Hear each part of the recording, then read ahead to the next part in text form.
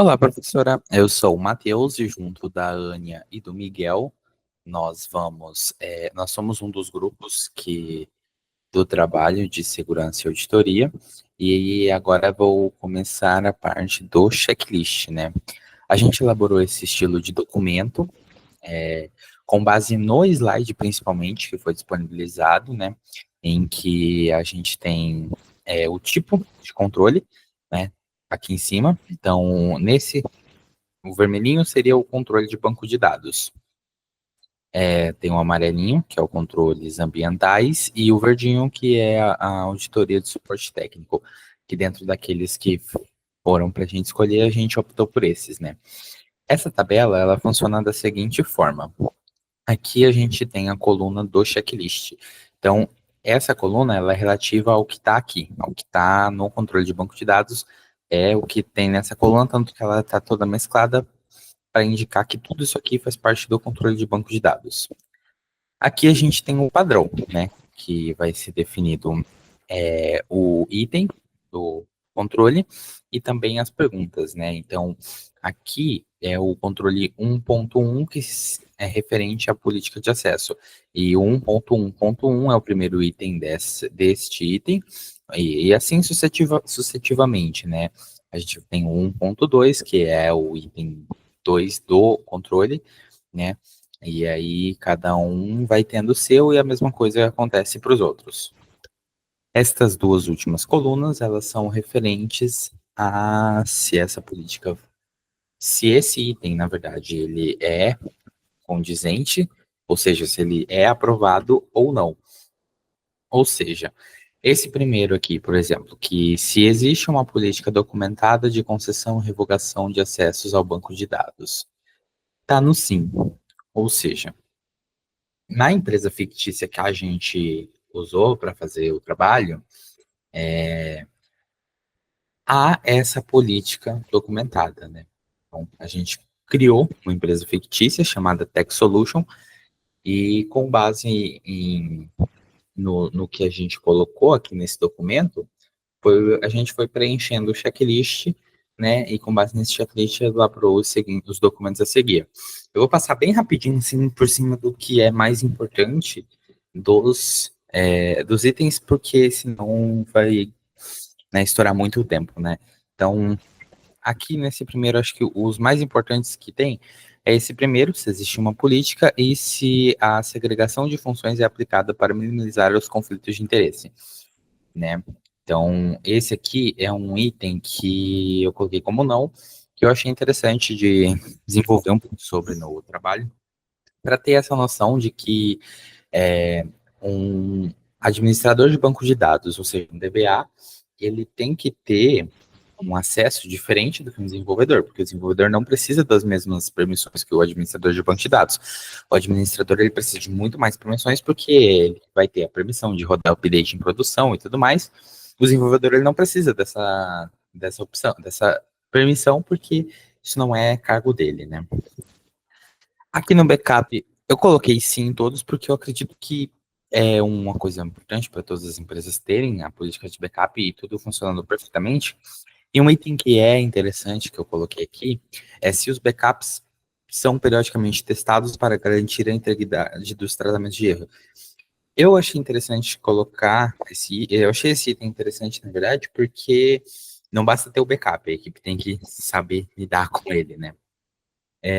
Em relação ao tratamento de erros, eu achei legal colocar uma questão que fala sobre os logs, porque você manter os logs protegidos contra modificações é interessante para você manter a integridade dos logs. Então, colocar essa aqui como não e trabalhar um pouquinho no trabalho, eu achei interessante. Em relação aos controles ambientais, né, que seria referente aos ambientes da empresa, então a sala de servidor, refeitório, essas coisas, né? Aqui eu coloquei no não, se há inspeção regular para verificar a ausência de poeiras e outros contaminantes que afetam o desempenho do equipamento, porque é como se fosse um processo para você verificar se há alguma coisa que pode atrapalhar nos equipamentos. Então, pô, fazer uma limpeza na sala do servidor, tirar a poeira. É importante para você não ter esse equipamento danificado, né? Em relação ao suporte técnico, né? Eu achei interessante colocar sobre relatório de atualização que foi se há relatório, porque nessa empresa aqui, por exemplo, existe um plano de rollback para reverter atualizações, mas você não tem um relatório, um registro de quais foram as atualizações. Se você não tem um registro de quais foram as atualizações, como você vai reverter elas? Então, é importante ter esse registro e fazer essa atualização, você ter esse registro para você conseguir gerar relatórios e conseguir fazer esse rollback de atualizações. Em linhas gerais, o checklist ele ficou assim, né? Em que no controle de banco de dados a gente trabalhou a política de acesso, os backups e os tratamentos de erros.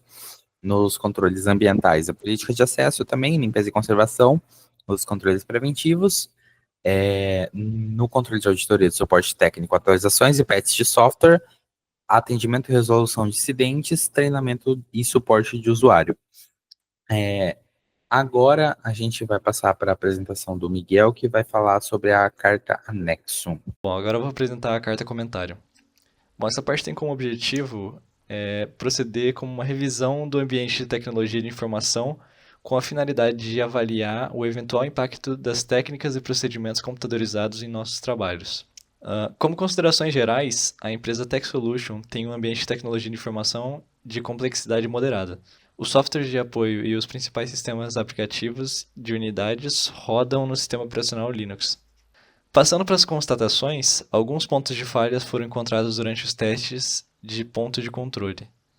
Essa seção trata-se de apontamentos e indicações para os pontos de controle que precisam de atenção.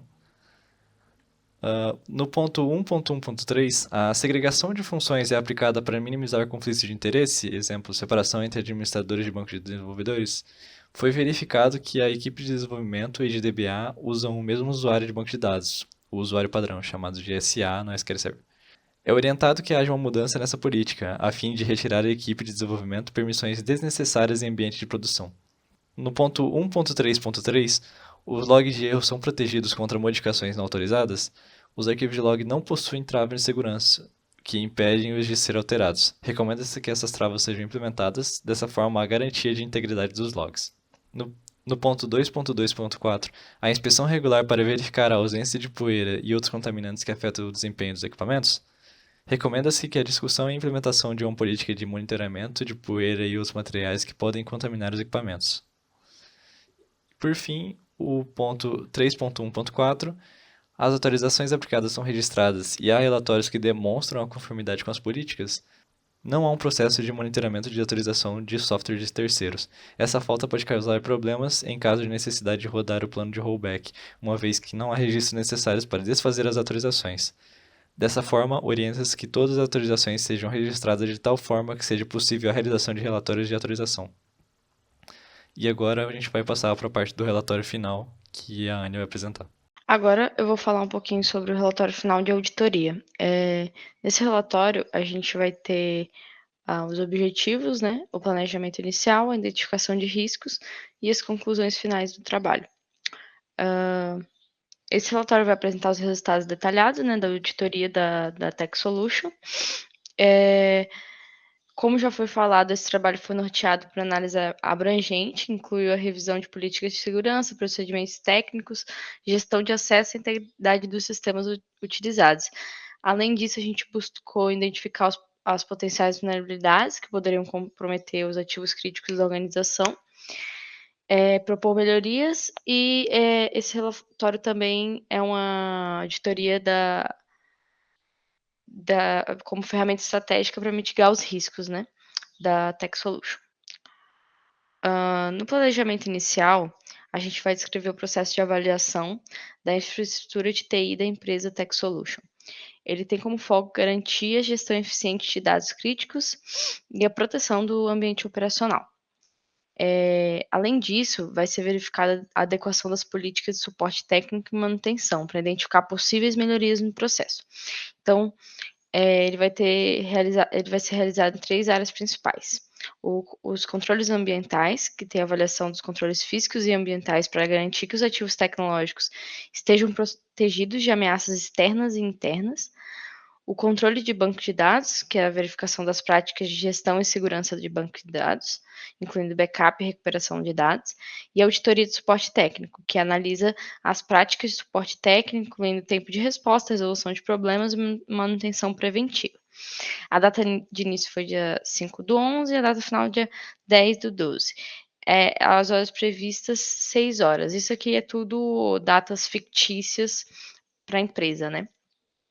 Então, a identificação de riscos, né? No contexto da Tech Solution, essa análise vai compreender como os riscos podem afetar os dados, a propriedade intelectual e a infraestrutura tecnológica dessa empresa, além de avaliar os impactos de eventos adversos, como ataques cibernéticos, desastres naturais ou falhas internas. A primeira coisa que a gente fez foi a identificação de ativos, ou seja, quais são os recursos essenciais para a operação da Tech Solution. A gente identificou que os dados do cliente, software proprietário, que é os códigos-fontes desenvolvidos internamente, servidores e infraestrutura de TI, que é os equipamentos que armazenam e processam os dados do cliente, a propriedade intelectual e a equipe técnica. São a identificação de ativos da empresa. Identificação de ameaça. Quais são as ameaças externas e internas que podem comprometer esses ativos que foram citados acima? Ameaças humanas, hackers ou colaboradores internos mal intencionados, hacking, que são invasão a sistemas, vazamento de dados, exposição não autorizada de dados do cliente, destruição de dados, que são dados sendo corrompidos ou apagados intencionalmente, roubo de propriedade intelectual, que é a cópia ou utilização indevida de software e inovações, dano físico aos servidores, causados por acidentes ou vandalismo, e desastres naturais, incêndios, enchentes, terremotos. Identificação de vulnerabilidade, onde que estão as fraquezas nos sistemas, que podem ser exploradas pelas ameaças identificadas. Na vulnerabilidade hardware, a gente tem as falhas em servidores e equipamentos de TI, vulnerabilidade de software, que são sistemas não atualizados, vulnerabilidade de rede, configurações inadequadas ou falta de firewall apropriado, vulnerabilidade pessoal, que são funcionários que não seguem as boas práticas de segurança, e vulnerabilidade de instalação, que é a segurança física inadequada nos escritórios e nos centros de dados. A gente fez a classificação de riscos com base na probabilidade de impacto. Então, a gente tem o risco, a probabilidade, o impacto e a classificação deles. Como lidar com esses riscos, né? A prevenção, que é medidas para evitar o risco, como instalação de firewalls e treinamento de funcionário. A transferência, né, passar o risco para terceiros, como contratação de seguro. A dissuasão são medidas que inibem esses ataques, com um monitoramento contínuo. E a aceitação, quando o risco é baixo e o custo de prevenção é maior que o prejuízo potencial, é feita a aceitação, né? Não tem muito. Aqui eu coloquei os riscos e a ação correspondente, né? A gente colocou aqui. Então, o hacking seria a prevenção, com firewall e senhas seguras, né? O vazamento de dados, a mitigação, com criptografia e backups. Destruição de hardware, transferência, seguro contra esses desastres.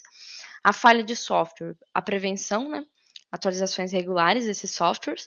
E o dano por desastre natural, aceitação, baixo risco de ocorrência, não tem muito o que fazer. Cálculo de risco.